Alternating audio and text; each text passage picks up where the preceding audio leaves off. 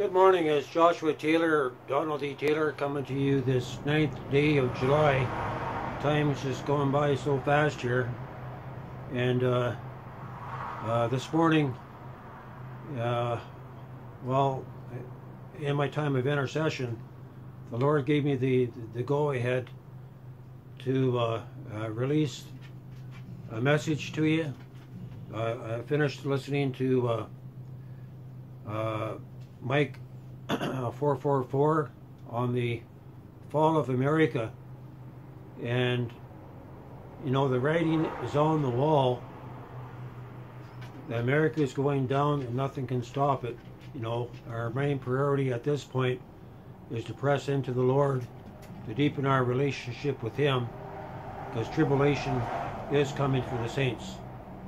And to what the Lord showed Sadhu Silveraj, we will see tribulation hit by the time we come into 2020. Just give me a minute. I'm going to close this door to try to stop the traffic. Okay, Tia. Move.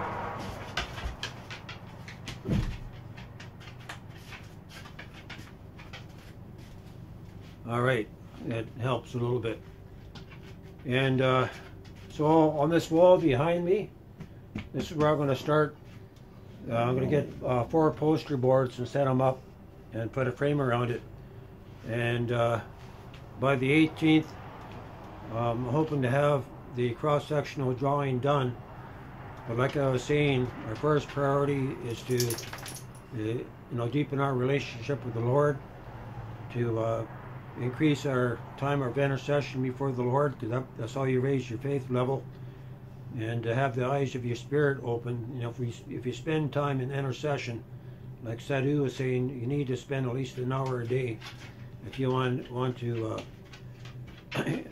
grow in the spirit. So that's really important that we keep up our devotions, and while we're working during the day, if we can, to keep our cup filled. And that's been certainly been a lesson for me. And you know, a lot of times, you know, you work during the day, at night you're all bagged out, you have no time for the Lord. So we can make time for the Lord, like in the same way that Daniel did.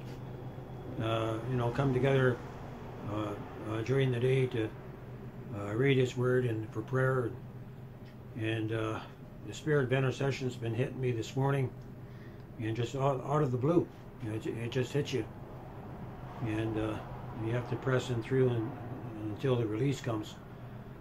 So I'm setting a date for the 18th of this month to, you know, get the shed shelter system going, to have the cross-sectional view drawn up. And this will be complete with there's going to be a greenhouse wrap that's going to go around it, or like a vertical garden that's going to attach over, you know, a couple feet out from the shed shelter. Then over that, I want to design a truss system. You know, the truss system will probably be, it could be up to 16 inches deep, and probably do it on the flat, and just a web design out of 2x4, and then skin with plywood. So those trusses would plug in on the top of your shed shelter. Your shed shelter, you'd actually lay a walkway, like a 4 foot wide walkway, and your trusses would plug into a backbone spaced about 4 feet apart. And then you put your greenhouse material that you get from you can get it in Manitoba from Northern Greenhouse. You can get different weights where it's semi-translucent. Then on the inside you would use a heavy poly, a clear poly, so the light would transmit through, but at the same time the heat of the sun would be creating a convection current that would go up and condense on the cold side, to where the energy of the sun would be stored within your thermal storage. So this would allow for not just keeping your cabin stable at approximately 72 degrees year-round without heating and cooling. It's just still have to be tried, right? It has been proven out. And to build it and so you might have to, beef it up, but also give you the capability to grow food year round, right? And this is very important. And like I'm saying, the fall of America has begun, and God's raising up his end time church, his bride. And for you out there that don't know the Lord, this is a time to open up your hearts to receive Yeshua into your heart. And that's what this time here that we have is, where we learn to walk and to open up our heart before the Lord, so He can take up residence within us, and where He could raise us up to be His end time bride, right?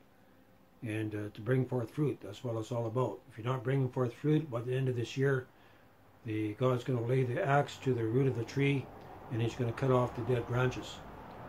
And so it's not just, there needs to be a balance between walking the walk and doing what the Lord's called us, right? You might be involved in different ministries. You could be part of the fivefold ministry. You could have the giftings and all that. But it's all to no avail if you're not bringing forth the fruit, the love and the joy and the peace and the faith, because that's what it's going to take. We're going to have to increase our faith daily, right? We're going to have to grow our faith daily. And if we're not reading the Word, your faith is not going to increase. It's actually going to decrease, right? And you're going to fall back. And when the time of testing comes, you're not going to have the faith to endure the times of testing, the persecution and martyrdom that's coming.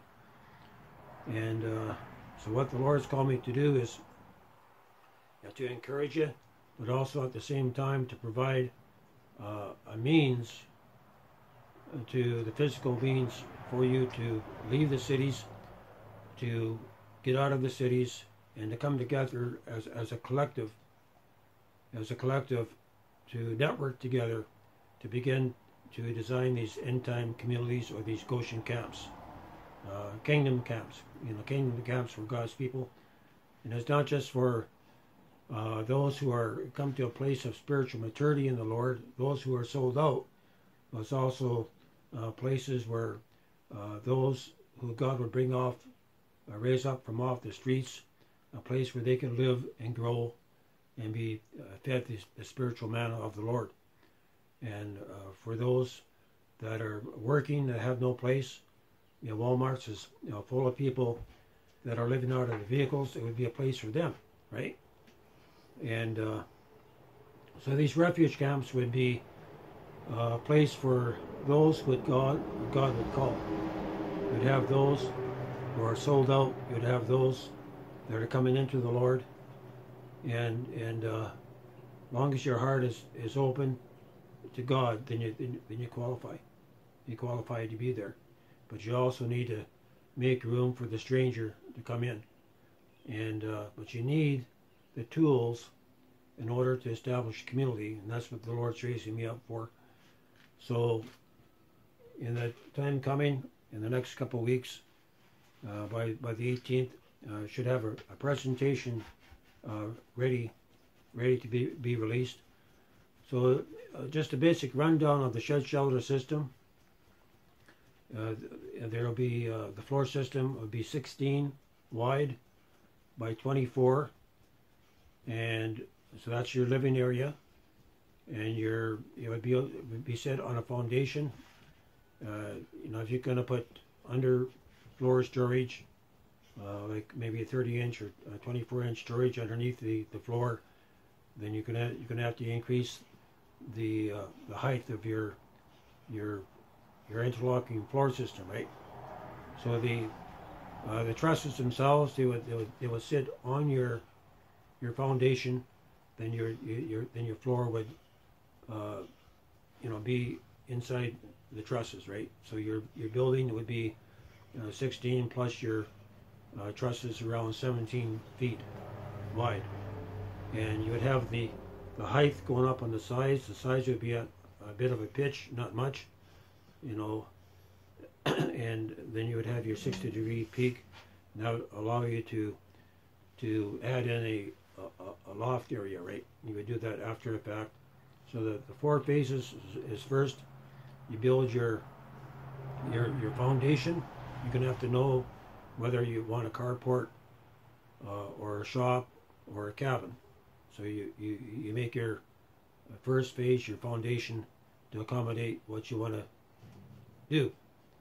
And the second phase would be building your truss system. The third phase would be your end walls. And the fourth phase would be adding on your back and your front porch. They would be 8-foot extensions, and they would have no floor. They would just have, it'd be like your, when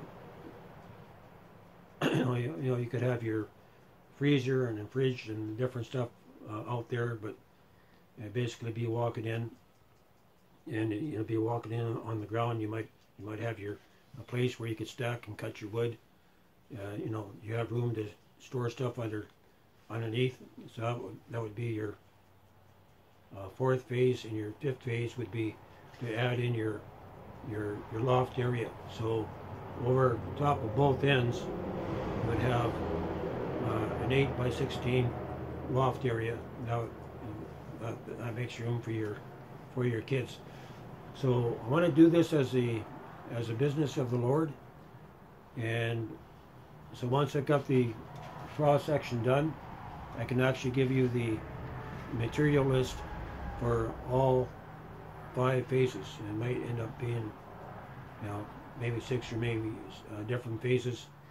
So you can actually know the material count for each phase. And then it's up to you to set aside the material. At this point, it doesn't look like the border is going to be open anytime soon between Canada and the United States. So the best that I can do is work on putting a plan together, a business format together on these shed shelters. And those of you that are in America or Canada or other parts of the world, you can start building these shelters as to make a living for yourself and your family, or you could come together as a collective to do it. So all I'm doing is getting the idea out. As far as the design work, I've pretty well thought out the design for all 5 phases. Where I'm standing right now is I've used the interlocking 2x6 foundational system that works perfect. It takes very little work to put your foundation together. My battery is just down at 15%. And so I want to wrap it up here. So I'd like to hear your comments on this, but I'm just getting a warning out. When I listen to Mike 444, when he talked about the fall of Babylon that we're going into, we have about maybe 3 months at the most to take action to build our communities, right? If you don't, then you're going to be reliant on the government, and they will take you and they will put you into the family camps. And but it's important to build these art communities, to know by the hand of the Lord where they are to be built, and to start to network together. That means taking your money out of your bank, your assets, and putting it together into a common pool.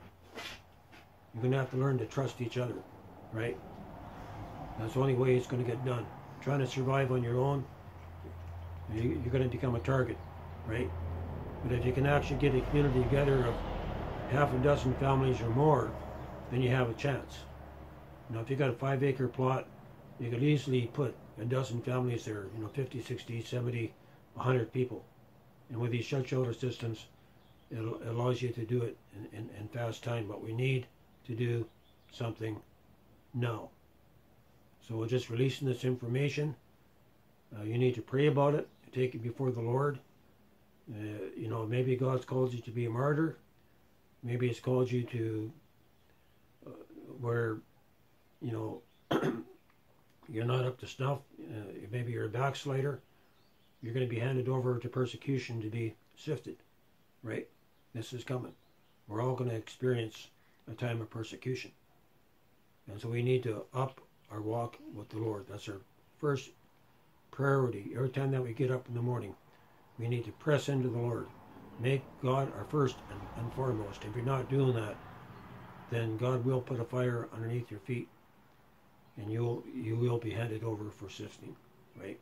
God's going to perfect His bride. The bride's not going anywhere. So we need to press in while we still have some limit of freedom, because we're going to see our freedoms taken away.